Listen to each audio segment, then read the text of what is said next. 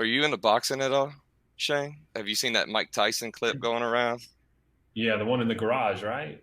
where he's Is like that it? the one where he's training? Yeah. God, man, that dude can still pack a punch. Yeah, that's what man, it's insane. That dude's 53 years old. Did you see But Tyson Fury's dad calling him out, challenging him? no, I didn't. I didn't see it. Oh, Yeah. Yeah. That would be But interesting. yeah. Mike Tyson has a podcast and it's pretty good. I like it. Hot Boxing with Mike Tyson.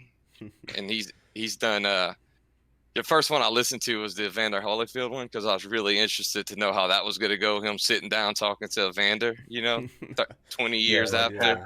half his ear missing and shit. Yeah, but they're pretty good friends now. That's like the Yeah, cool they thing are. about it. Like they don't, they can talk about it. Like, yeah, I was, Tyson straight up. I was mad. I was in a bad place, and you were beating the shit out of me.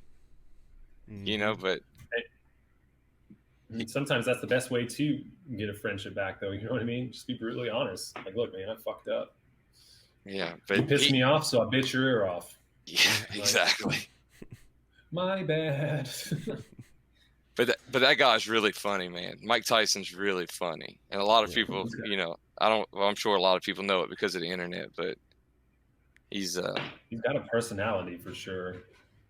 and he's open to it now. He used to get like real offended by it, like his voice. He was really self-conscious about his voice. I don't know what you know about Mike Tyson, but back in the day, like he was really offended by people picking on his voice. Like, could you imagine if you were a boxing promoter and you go to a match and you see this guy and you call him the next day?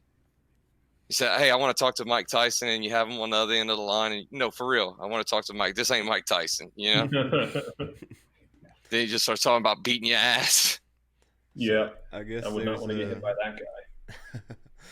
I guess there's a video.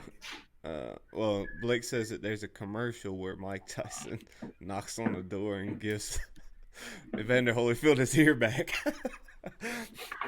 What is that commercial for? I don't know. I know that commercial. Oh my god, I can't remember what that was for, but yeah, Could you imagine like the sales guy or like the media mind that had to make that phone call, ask those two guys to come in and shoot that?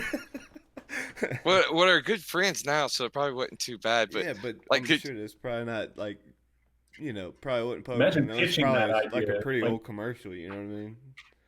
Evander Holyfield on the podcast said that like right after it happened, like a few weeks when he would get spotted in public, people were trying to take pictures. They would ask him, "Hey man, can we get a picture with you?" And he would say, "Yeah." And then they would say, "You mind if I act like I'm biting your ear off?" Oh my god!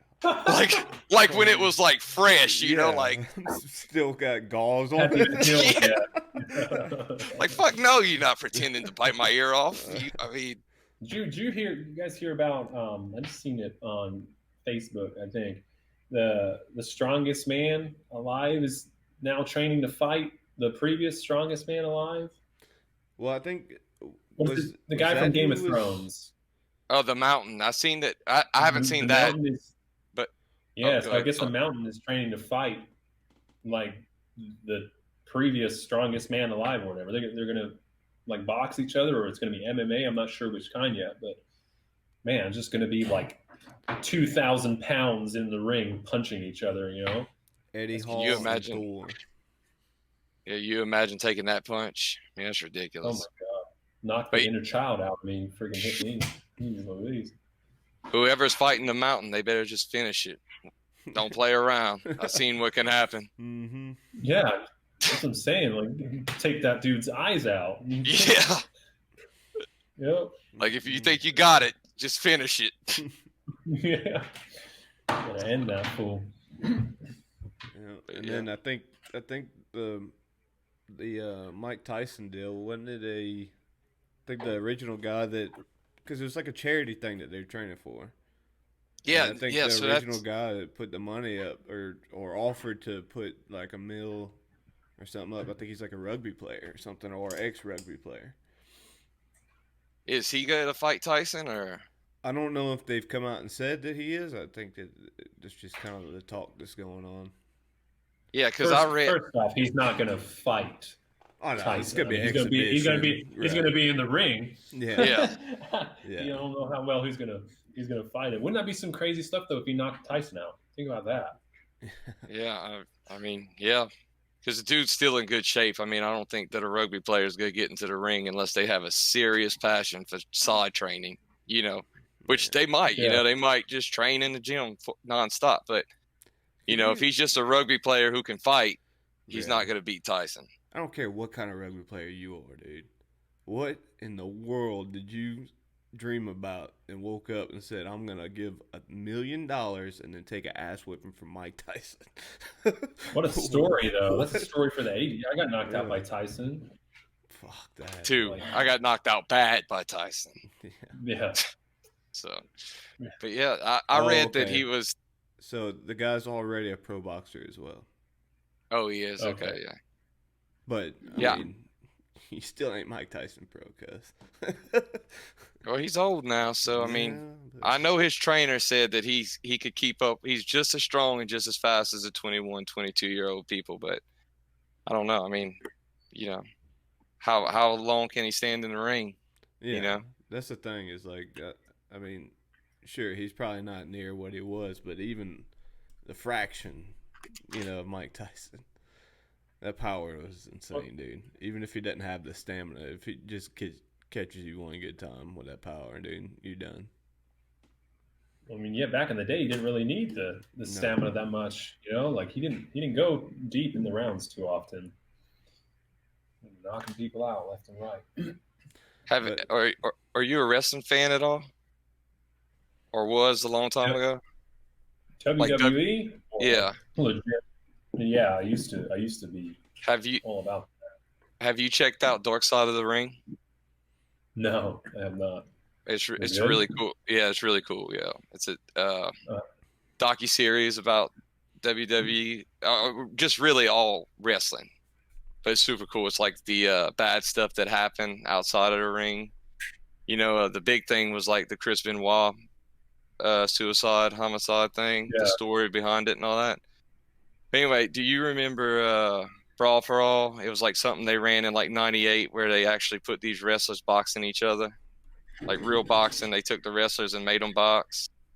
No, I have not seen that. Yeah, now I want to look that up. Yeah, well, they did an episode on it, but it's really cool to watch. Check it out. And anybody who's watching or going to listen to this podcast, it pretty much puts in perspective what we were talking about a rugby player trying to box. I mean, if you're not trained to box, it doesn't matter what kind of fighter you are. You're not gonna. I mean, what kind of boxer you are. If you have experience boxing and you have experience wrestling, you're not gonna go in the ring and box a boxer, and you're probably not gonna go in the ring and wrestle a wrestler. Vice versa. But no, I mean, there's been one successful transition from Brock Lesnar went to UFC, and he didn't do too bad, and then CM Punk tried to do the same thing and did not do well. Mm-hmm. He got cut like instantly from UFC. No, I mean, I don't know. I think boxing's just so strategic, man.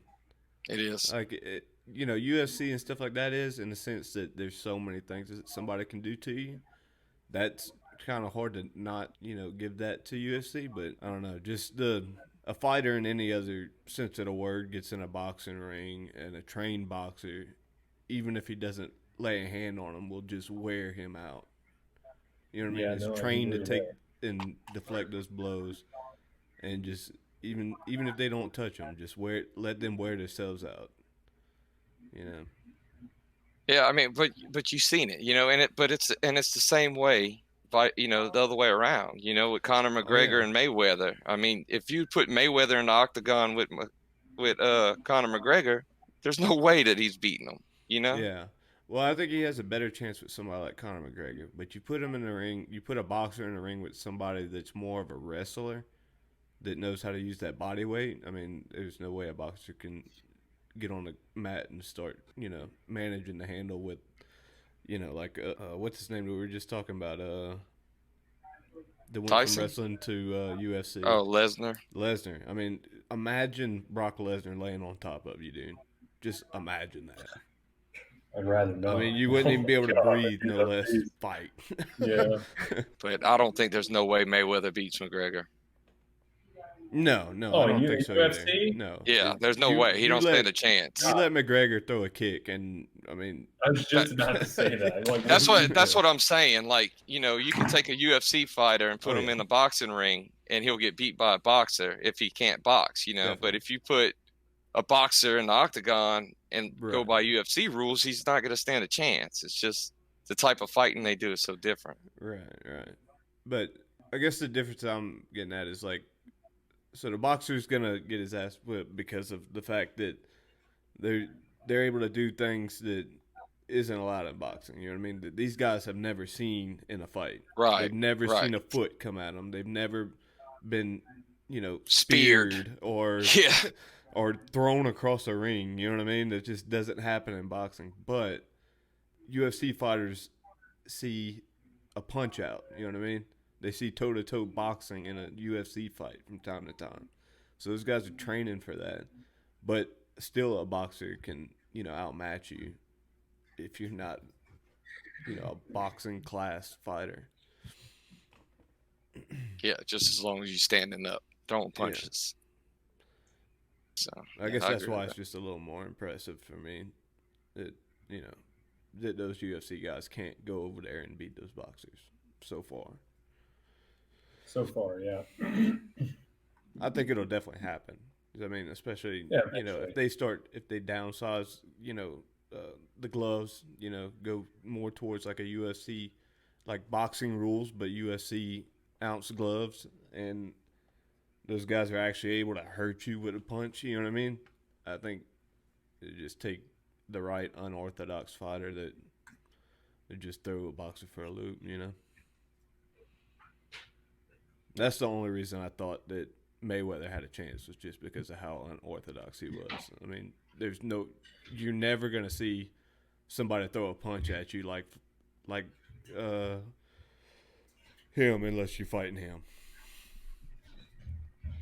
So this is a question, you know, I just want to talk to both of y'all about this, since I know, you know, from some personal information that y'all were in Seattle together, right? Or around Seattle.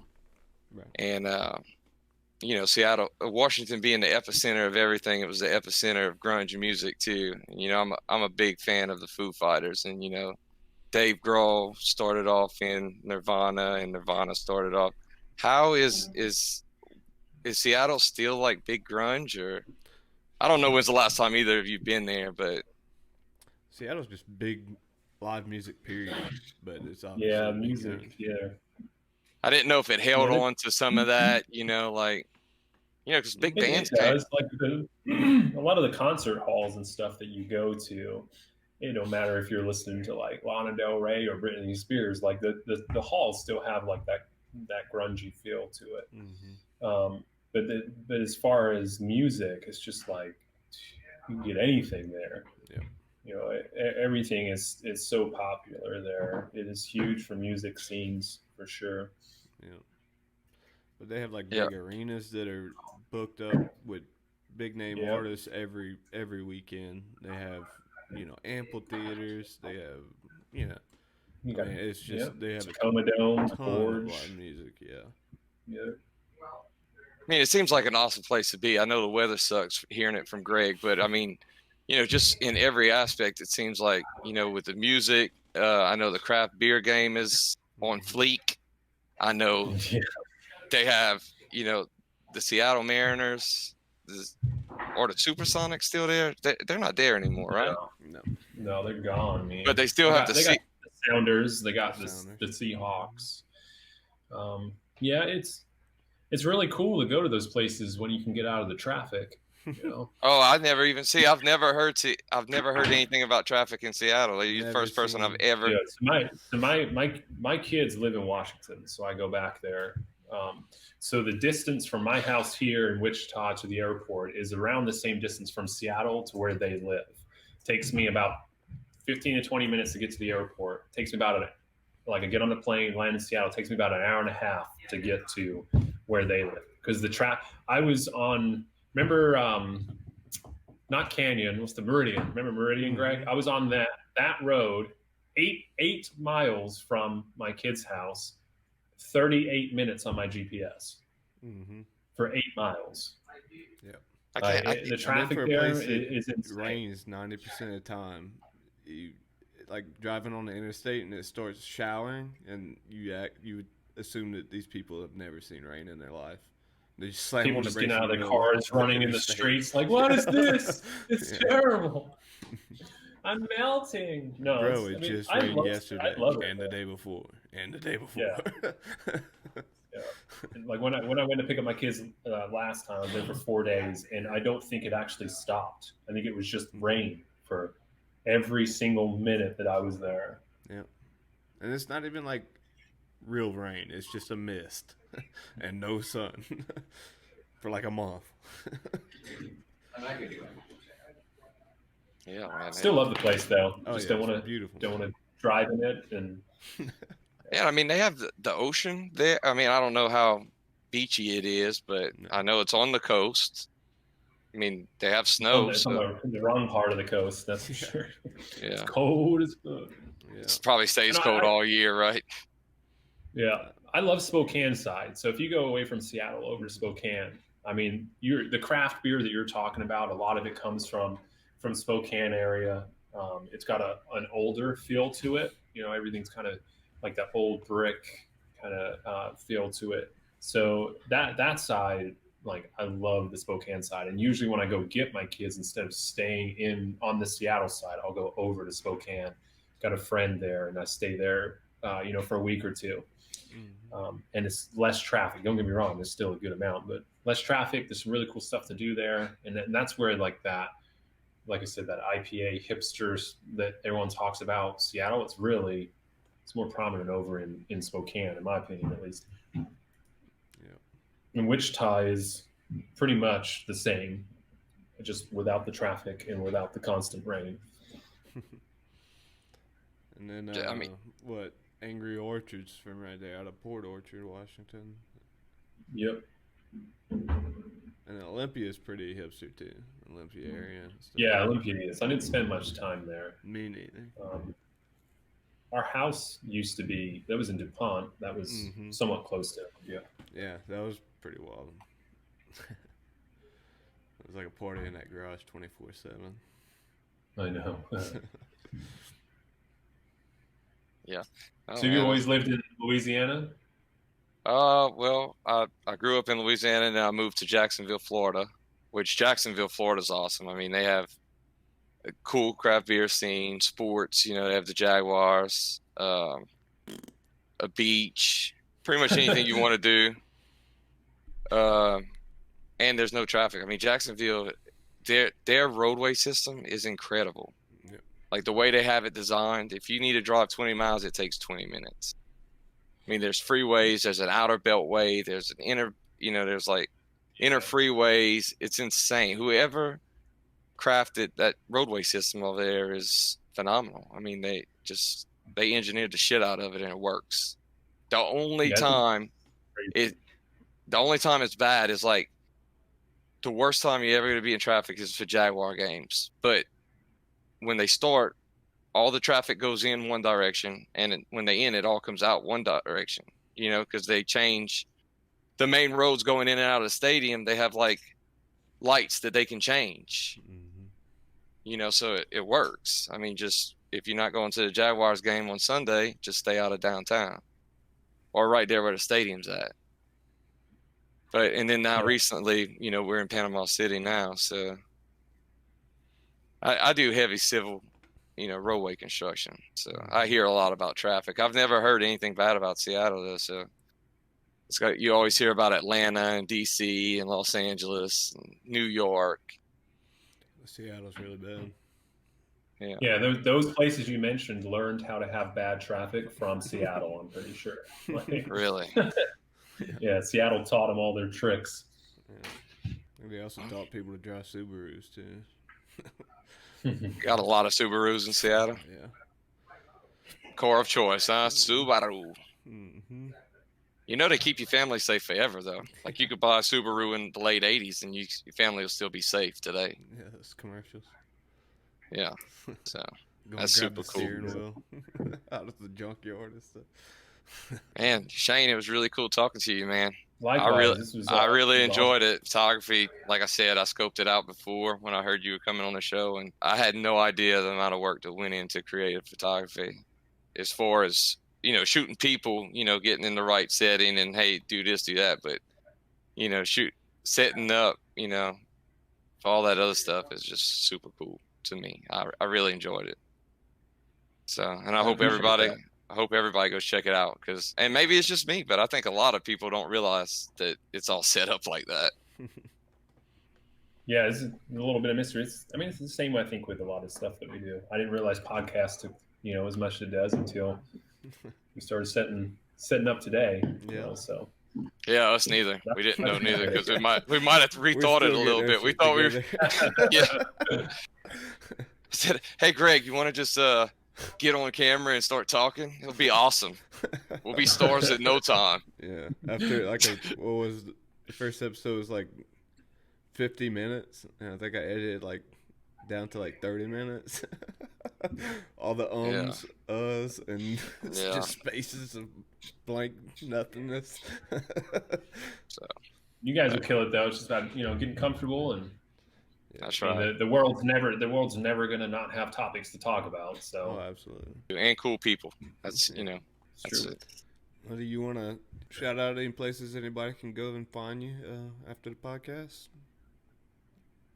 Yeah, so most of my stuff is just Shane.Roten. Roten is Roten. You can check out Valhalla Media Co. on YouTube. We'll be uploading a ton more videos as the rebrand takes off, so that'd be a cool place to see that. I'm on TikTok, Instagram, Facebook's SR Photography on Facebook, and that's it really. I have a couple Instagrams, one's private, but yeah, just Shane.Roten on Instagram is where you'll see the regular photos and some sneak peeks of the behind the scenes.